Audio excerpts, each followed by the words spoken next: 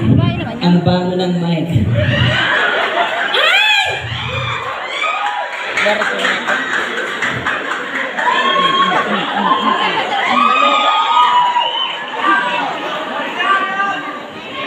Ang bango ng mic, amoy hininga.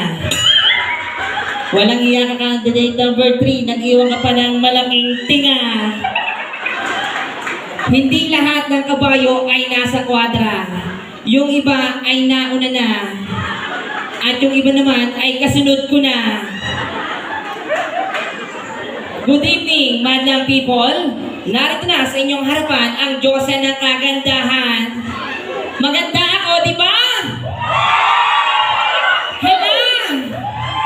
By the way, my name is Jinky Pacquiao, representing Purok Dos.